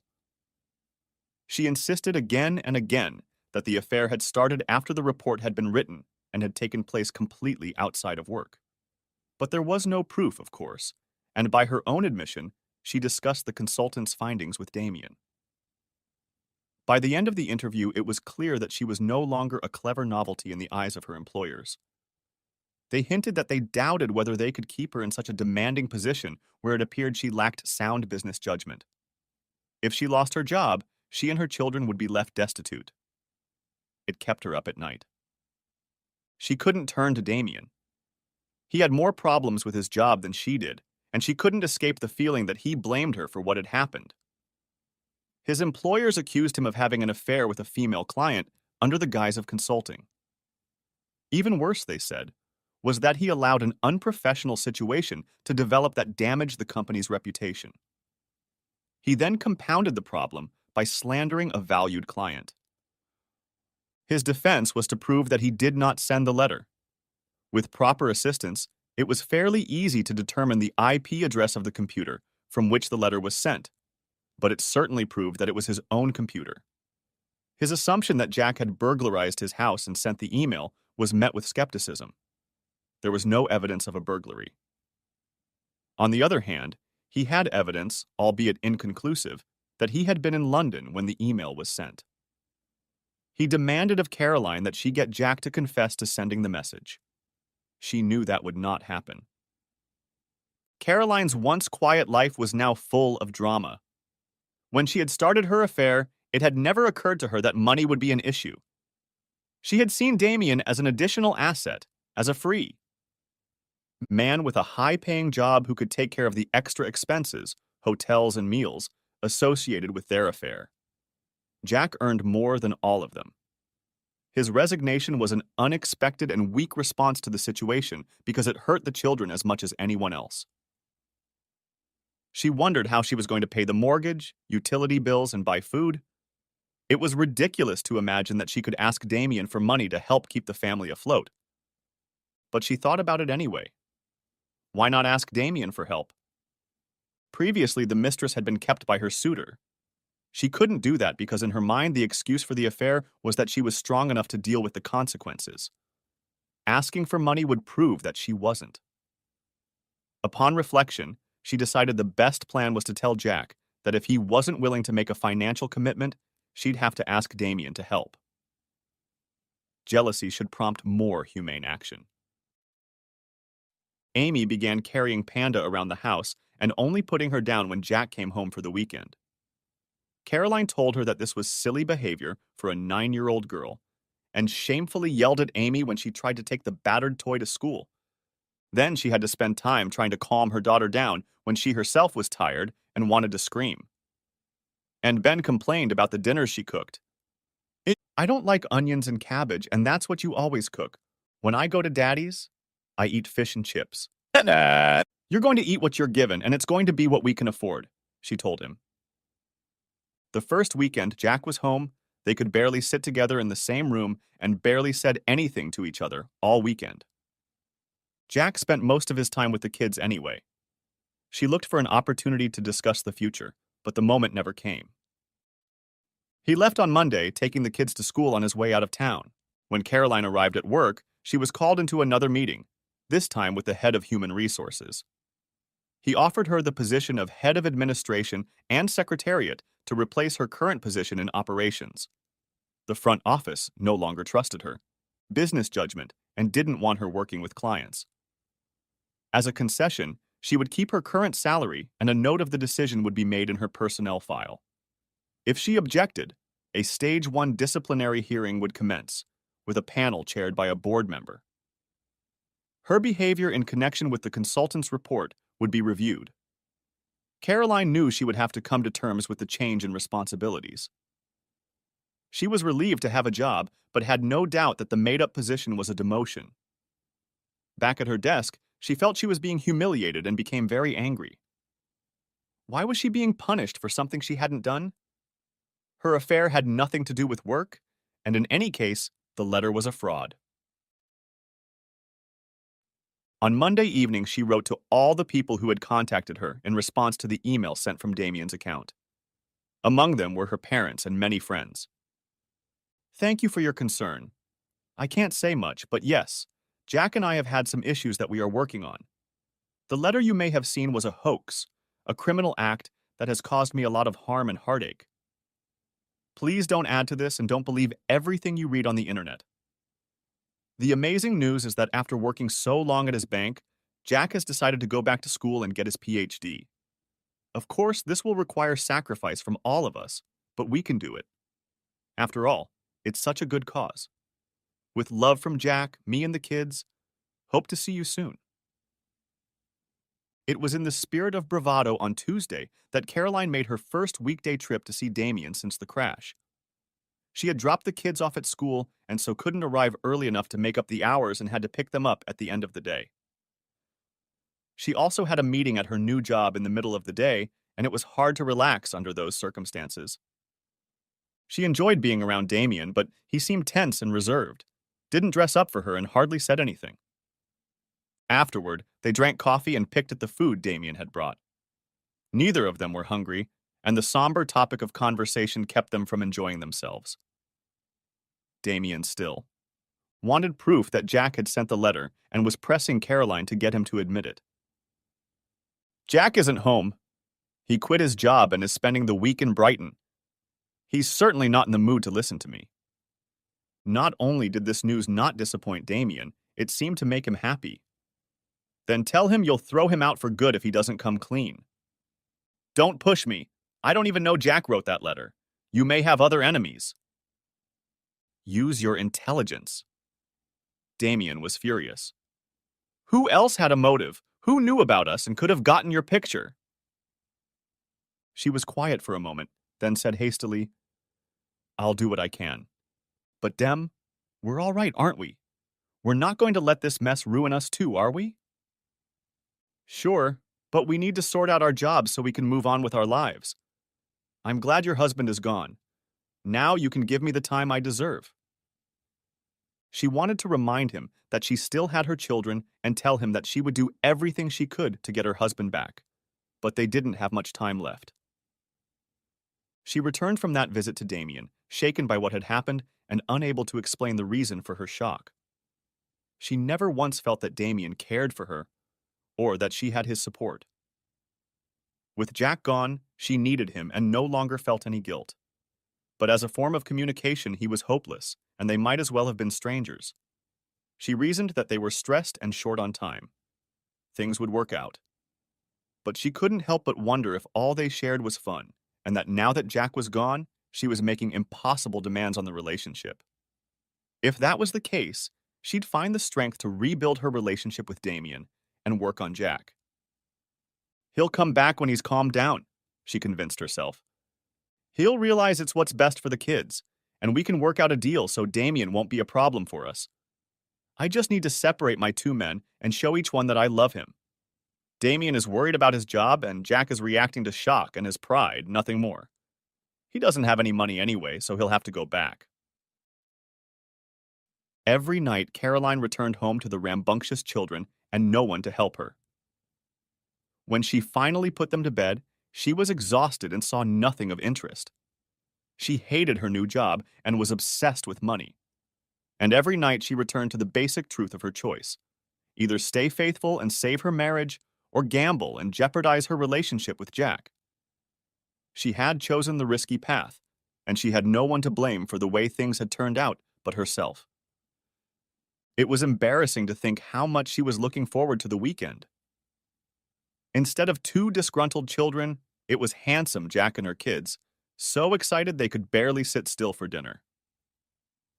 She cooked a family dinner and Ben didn't complain, and Jack told them, the kids, about his week. He worked in the library all morning, went jogging at lunchtime, and lectured in the afternoon. Caroline listened with interest, but made no remarks until afterward. When the children went to bed, she said, Jack, it is very difficult for me to do without your financial participation. They are your children as much as mine, and they deserve better than what they get. You have to realize that. No problem. Give up champagne and smoked salmon and you'll have enough to support yourself. If it's too much, divorce me. I'm sure the court will make me pay at least something, even with my tiny salary. She was shocked. She didn't understand why he was speaking with such vehemence, especially after being so nice at the table. Jack, you're serious. My kids are always hungry when I go out with them. Do you only spend money on your mistress? Wouldn't it be better for them to stay with me? Everything I have, I spend on them, pouring them soup and bread when I don't have enough. They like that. They never go hungry. I feed them all the time. Everything I have, I keep for them. He looked at her intently, and she looked away. He said, Can you honestly say that they are your top priority? I don't think so. Nice try, Jack, making me feel bad, but you're the one who quit your job and left the family home. Why should the woman be the one to take the blame? He shrugged. Because you created this situation. This kind of bickering was pointless. It could only push Jack further away, and Caroline cursed herself for the poor tactic. She really thought that giving up her career was a weak response from Jack, and was unnecessarily punishing the children. They used to split the bills, with Jack's share of the mortgage and utility bills. Together, they amounted to more than the free portion of Caroline's paycheck. It made her bitter, though, she told herself. She still had a home, children, a job, and a lover. All that was missing was a husband, and she would get him back. She must keep her composure and give him time to get over the anger and irritation that had caused him to leave and quit his job. He was hurting the kids, and he will realize his mistake. As for going back to university, That was ridiculous for a man of his age with family responsibilities. She thought better of him, that he would stand and fight to overcome their temporary problems. She would tell him that she expected more from him. Difficulties were creeping up on her. She could no longer pay her credit card bills in full each month. She cut back on necessities, including treats for the kids. Having to organize after-school babysitting became a new expense. Long lunch breaks were now eliminated because she couldn't stay late to make up the hours and pick up the kids. The kids weren't helping, misbehaved, and demanded attention when she wanted to be alone. At first, Damien was phlegmatic about the new obstacles to their meetings. He told Caroline that he was glad Jack was leaving because he wouldn't have to share her. "I'll have Jack back," she replied. "It won't change our relationship in any way, and I want things to be the way they were before." Nah. He wasn't allowed to come to the house because of the children. And after the first failed attempt, they had given up meeting at lunchtime. Now they could only meet at weekends when Jack was home with the children. But Damien played rugby on Saturday afternoons, and if there was an away match, before and after. And on Sunday lunchtime, he would meet up with male friends at the pub to watch a football match and play cards. And the weekend was when Caroline really needed to work on Jack. It ticked her off that he acted like he was glad whenever she left the house. She planned to spend her first weekend in her new regime with Damien from Saturday evening to Sunday afternoon. They would go out to dinner and spend the night together. Then she would return to make Sunday dinner for the family, and Damien would go out with friends. Jack stated that it didn't fit into his plans. "I haven't seen my kids all week and I intend to be with them. I'm taking them to Whipsnade Zoo on Sunday. If you want to come with me, I won't stop you, but we leave at 9 and we'll be home late in the evening. Go entertain your lover, but don't worry about dinner. We'll eat outside the house." Caroline was stunned, and for a moment was at a loss for words. This was a key decision. She couldn't refuse to hang out with Damien after she'd promised to be with him, and at the same time, she hated the thought of Jack taking the kids on an outing without her. "You should have said sooner," she finally replied.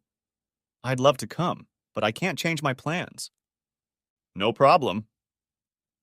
He went out into the garden and started playing cricket with his son.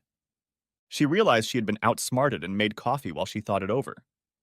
When it was ready, she went to the back door and watched Jack throw the ball to Ben. "I made coffee," she called out. "Thanks." But Jack continued the game, and she drank her coffee alone, his mug growing colder and colder. She finally decided that if he kept acting like this, she would carry out her plans and not waste her energy on Jack until he was more receptive. He needed time to come to terms with the new order. She emailed Jack her plan for the coming weekend so he would have advance notice and couldn't claim it was inconvenient. This required careful negotiation with Damien. He declined Sunday lunch, and she would be with him from midnight Saturday to 5 o'clock Sunday afternoon. To Jack, she wrote, "The children really enjoyed their visit to Whipsnade. It was a great idea, and I'm only sorry I couldn't make it. But there will be no problem this weekend. The kids have already said several times that they want to go to Fantasy World, which is 30 miles away. So we'll head out early on Saturday and spend the day there. It will be great to have the whole family together again." He didn't reply right away, and when the letter arrived the next day, it was brief. "Great idea, but I'm not participating. I have some shopping to do on Saturday and a lecture to prepare in the afternoon." She immediately called him. "Really, Jack, don't play games. The kids will be so disappointed." "Not if you take them." She wasn't about to admit that her plan would only be acceptable to the kids if Jack came. All week, they'd been pestering her with comments about how the weekend was a long way off, that they wished they were on the coast, that her food was awful and what they'd do with Jack when he arrived. She knew that Jack wouldn't change his mind about the weekend and that his plan had to be to do everything he could to stay away from her. For the first time, she thought about the fact that it would be impossible to win Jack over unless she changed her relationship with Damien. She needed to spend the whole weekend with Jack. She needed the time and space to work her magic. She replied to the email, "Okay, not this weekend then? Everyone is disappointed." One day of vacation solved the problem for one weekend. She would spend a whole delightful day with Damien in the middle of the week, from picking the kids up from school to picking them up from their after-school clubs. In return, she stayed home to take care of Jack all weekend. It was a brief respite in a bleak life. Jack and Damien had to realize how much she needed their company. But that's not the end of the story. If you want a continuation of this story, let me know in the comments.